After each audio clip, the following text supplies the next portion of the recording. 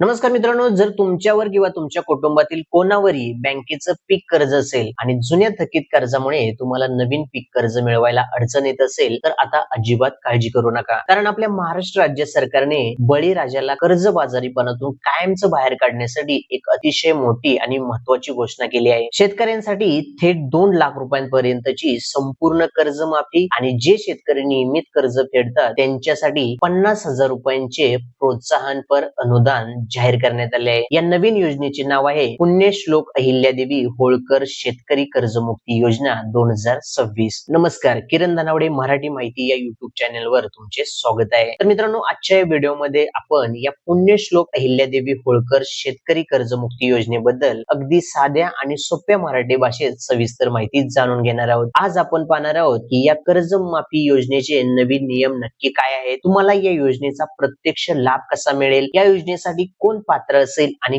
कोण अपात्र ठरणार आहे, आणि सर्वात महत्वाचा प्रश्न म्हणजे जर तुमची कर्जाची थकबाकी 2 लाखांपेक्षा जास्त असेल तर तुम्हाला काय करावे लागेल. या सर्व प्रश्नांची अचूक माहिती घेण्यासाठी हा व्हिडिओ शेवटपर्यंत नक्की पहा. तर चला व्हिडिओ सुरू करूया. तर मित्रांनो, सगळ्यात आधी हे समजून घेऊया की ही योजना नक्की कधी आणि कशी सुरू झाली. 2 जून 2026 रोजी सहकार पणन व वस्त्रोद्योग विभागाने या योजनेचा अधिकृत शासन निर्णय म्हणजेच GR जाहीर केला आहे. आणि जसं मी सुरुवातीला म्हटलं की या योजनेचे नाव आहे पुण्यश्लोक अहिल्यादेवी होळकर शेतकरी कर्जमुक्ती योजना 2026. आता तुमच्या मनात पहिला प्रश्न आला असेल की या योजनेचा नक्की उद्देश काय आहे, सरकारने ही योजना नेमकी आणली कशासाठी. तर मित्रांनो, आपल्याला माहितच आहे की आपला शेतकरी राजा नेहमीच निसर्गाच्या लहरीपणाशी लढत असतो. कधी अचानक अतिवृष्टी होते, कधी गारपीट होते, तर कधी भीषण दुष्काळाचा सामना करावा लागतो. या नैसर्गिक संकटांमुळे हातातोंडाला आलेलं पीक डोळ्यात देखत नष्ट होतं. अशा परिस्थितीत बँकेकडून घेतलेल्या पीक कर्जाचे हप्ते वेळेत भरणं शेतकऱ्याला शक्य होत नाही आणि शेतकरी कर्जाचा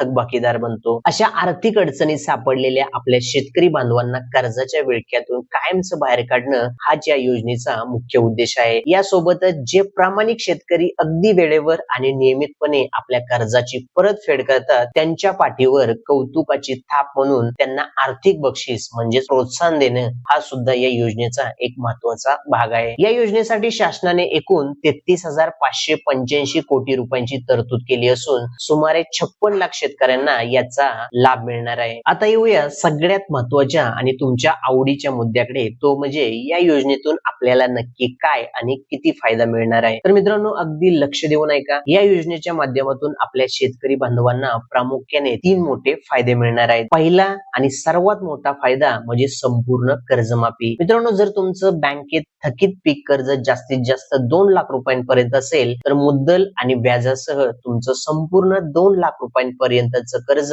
थेट माफ केलं जाईल. सोप्या भाषेत सांगायचं तर तुमचा 7/12 आता एकदम कोरा होईल. दुसरा फायदा एक वेळ समझोता म्हणजेच OTS, वन टाइम सेटलमेंट. ज्यांचे कर्ज 2 लाखांपेक्षा जास्त आहे अशा लोकांसाठी. आता अनेकांच्या मनात हा प्रश्न असेल की समजा माझं थकीत कर्ज 2 लाखांपेक्षा जास्त आहे तर मग माझं काय. तर मित्रांनो, काळजी करू नका. उदाहरणार्थ समजा तुमचं थकीत कर्ज 2.5 लाख रुपये आहे तर अशा शेतकऱ्यांसाठी ही एक वेळ समझोता योजना आहे. यात तुम्हाला फक्त एवढंच करायचं आहे की 2 लाखांच्या वरची जी रक्कम आहे म्हणजे या उदाहरणात वरचे 50,000 रुपये ते तुम्हाला आधी स्वतः बँकेत भरावे लागतील. तुम्ही ती वरची रक्कम बँकेत भरली की मग तुमचे उरलेले 2 लाख रुपये सरकारकडून पूर्णपणे माफ केले जातील. तिसरा फायदा नियमित कर्ज भरणाऱ्यांसाठी प्रोत्साहनपर लाभ. जे शेतकरी प्रामाणिकपणे आणि वेळेवर आपल्या कर्जाचे हप्ते भरतात त्यांनाही सरकार वाऱ्यावर सोडणार नाही. तर अशा प्रामाणिक शेतकऱ्यांचं कौतुक म्हणून आणि त्यांना प्रोत्साहन देण्यासाठी जास्तीत जास्त 50,000 रुपयांपर्यंतचं आर्थिक बक्षीस म्हणजेच प्रोत्साहनपर रक्कम दिली जाणार आहे. आणि हो, आणखी एक महत्वाची गोष्ट जुन्या लाभार्थ्यांसाठी. ज्या शेतकरी बांधवांना 2019च्या महात्मा ज्योतिराव फुले कर्जमुक्ती योजनेचा लाभ मिळाला होता पण त्यांचं अजूनही 50,000 रुपयांपर्यंतचं कर्ज थकीत राहिलं असेल तर त्यांनाही या नवीन योजनेतून 50,000 रुपयांपर्यंतची कर्जमाफी दिली जाणार आहे. तर मित्रांनो, हे आहेत या पुण्यश्लोक अहिल्यादेवी होळकर शेतकरी कर्जमुक्ती योजनेचे मुख्य आणि सर्वात मोठे फायदे. आता पुढचा अत्यंत महत्वाचा प्रश्न म्हणजे या योजनेचा नक्की कोणाला लाभ मिळणार आणि कोण पात्र ठरणार? तर मित्रांनो, नीट लक्षात घ्या, ही योजना संपूर्ण कुटुंबाला एक युनिट मानून लागू केलेली नाही, तर ही योजना वैयक्तिक शेतकरी या निकषावर आधारित आहे. याचा अर्थ काय ते अगदी सोप्या भाषेत समजून घेऊया. समजा एकाच कुटुंबात दोन वेगवेगळ्या शेतकऱ्यांच्या नावावर जमिनी असतील, जसं की वडील आणि मुलगा किंवा दोन भाऊ आणि दोघांच्याही नावाने स्वतंत्र पीक कर्ज असेल, तर या योजनेचा फायदा दोघांनाही वैयक्तिकरित्या मिळणार आहे. म्हणजेच एकाच कुटुंबातील दोन व्यक्तींनाही त्याच्या स्वतंत्र पीक कर्जावर या योजनेचा लाभ घेता येईल. हा या योजनेचा सर्वात मोठा प्लस पॉइंट आहे. आता तुम्ही म्हणाल की मी अमुक बँकेतून कर्ज काढलंय, तर मला याचा लाभ मिळेल का? तर मित्रांनो, तुम्ही कोणत्याही अधिकृत बँकेतून कर्ज घेतलं असेल तरी हरकत नाही. तुम्ही सरकारी बँक, खासगी बँक, ग्रामीण बँक, जिल्हा मध्यवर्ती सहकारी बँक किंवा गावातील सेवा सहकारी सोसायटी यापैकी कोणत्याही बँकेचे संस्थेचे कर्जदार असाल तर तुम्ही या योजनेसाठी पात्र आहात. थोडक्यात सांगायचं तर शेतीसाठी तुम्ही यापैकी कुठेही कर्ज घेतलं असेल तरी तुम्हाला या योजनेचा लाभ नक्कीच मिळेल. आता या योजनेचा लाभ कोणाला मिळणार नाही म्हणजे कोण अपात्र आहे ते पाहूया. ही योजना केवळ गरजू आणि सामान्य शेतकऱ्यांसाठी आहे, त्यामुळे ठराविक व्यक्तींना या योजनेचा लाभ मिळणार नाही. आजी माजी मंत्री, खासदार, आमदार, नगरसेवक किंवा जिल्हा परिषद सदस्य असतील तर त्यांना हा लाभ मिळणार नाही. तसेच जे लोक सरकारी किंवा निमसरकारी नोकरीत आहेत आणि ज्यांचा महिन्याचा पगार किंवा पेन्शन 25,000 रुपयांपेक्षा जास्त आहे त्यांना देखील हा लाभ मिळणार नाही. पण देशाची सेवा करणाऱ्या आजी माजी सैनिकांसाठी या नियमात सवलत देण्यात आली आहे. त्यांचा पगार किंवा पेन्शन किती असली तरी त्यांना या योजनेचा लाभ मिळेल. ते या योजनेसाठी पूर्णपणे पात्र आहेत. तसेच ज्यांचे शेती व्यतिरिक्त इतर व्यवसाय किंवा नोकरीतून चांगले उत्पन्न आहे आणि जे लोक दरवर्षी सरकारला इन्कम टॅक्स म्हणजेच आयकर भरतात ते या योजनेसाठी पात्र नाहीत, त्यांनाही लाभ मिळणार नाही. तसेच विविध सहकारी संस्थांचे उदाहरणार्थ सोसायट्या, बँका, डेअरी यांचे प्रमुख पदाधिकारी आणि तिथे 25,000पेक्षा जास्त पगार घेणारे कर्मचारी अपात्र आहेत, म्हणजे त्यांना देखील या योजनेचा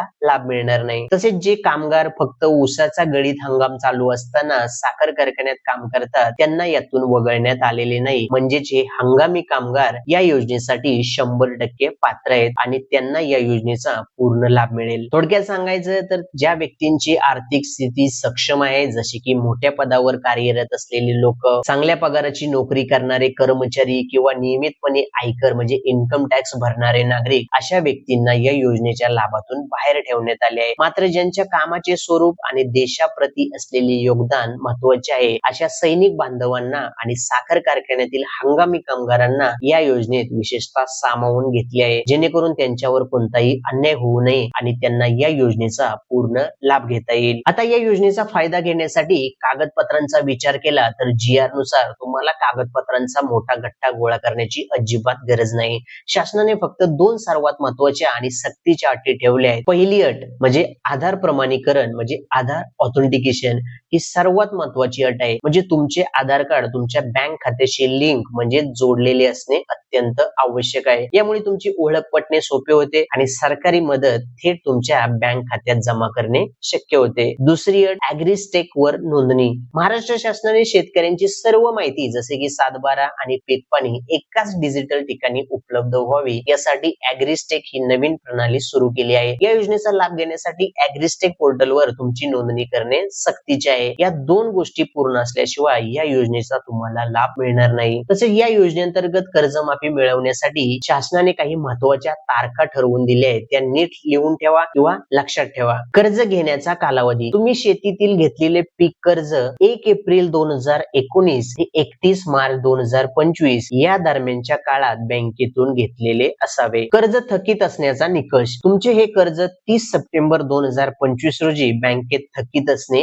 आवश्यक आहे, म्हणजेच त्या तारखेपर्यंत तुम्ही कर्जाचे पैसे भरलेले नसावे. कर्ज न भरल्याची स्थिती. हे थकीत कर्ज तुम्ही 31 मार्च 2026 पर्यंत बँकेत भरलेले नसावे, म्हणजेच कर्ज तशाच न भरलेल्या स्थितीत असावे. 2 लाखांपेक्षा कर्ज असणाऱ्यांसाठी सवलत. म्हणजे ज्या शेतकऱ्यांचे एकूण कर्ज 2 लाख रुपयांपेक्षा जास्त आहे त्यांना 2 लाखांच्या वरची उरलेली रक्कम स्वतः भरावी लागणार आहे आणि ही रक्कम भरण्यासाठी शासनाने 31 मार्च 2027 पर्यंतची वाढीव मुदत दिली आहे. त्यामुळे या रकमेसाठी घाई करण्याची काही गरज नाही. थोडक्यात सांगायचे तर तुम्ही 2019 2019 ते 2025 या काळात घेतलेले पीक कर्ज जर सप्टेंबर 2025 ते मार्च 2026 पर्यंत न भरता तसेच राहिले असेल तरच तुम्हाला या कर्जमाफीचा फायदा मिळेल. आणि ज्यांचे कर्ज मोठे आहे म्हणजे 2 लाखांच्या पुढे आहे त्यांना वरचे पैसे भरायला मार्च 2027 पर्यंत वेळ दिला आहे. आता या योजनेबाबत शासनाने 2 अत्यंत महत्त्वाच्या अटी ठेवल्या आहेत ज्या लक्षात ठेवणे गरजेचे आहे. एक, दुहेरी लाभास मनाई म्हणजे एका वेळी एकच फायदा. जर तुम्हाला आधीच कर्जमाफीचा लाभ मिळाला असेल तर तुम्हाला शासनाकडून मिळणारे 50,000 रुपयांचे प्रोत्साहन अनुदान मिळणार नाही. सोप्या भाषेत सांगायचं तर कर्जमाफी किंवा 50,000चे प्रोत्साहन अनुदान यापैकी कोणताही एकच लाभ तुम्हाला घेता येईल, दोन्ही लाभ एकत्र मिळणार नाहीत.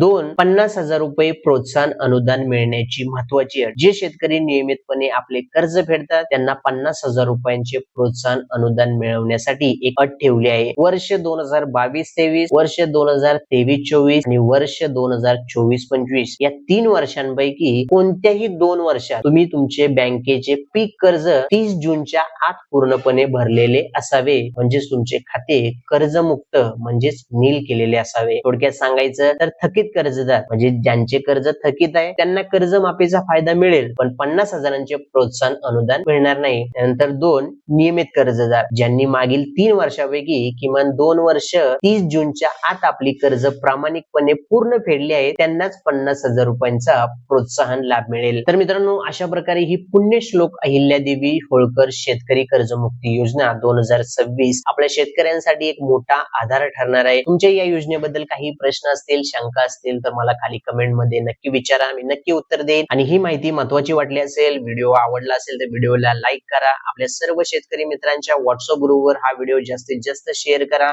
आणि अशा सोप्या भाषेतील माहितीसाठी आपल्या किरण ननावडे मराठी माहिती या युट्यूब चॅनलला सबस्क्राईब करा आणि बेल आयकॉन नक्की दाबा. भेटूया पुढच्या व्हिडिओमध्ये एका नवीन आणि महत्त्वाच्या माहिती सोबत. धन्यवाद. जय हिंद, जय महाराष्ट्र.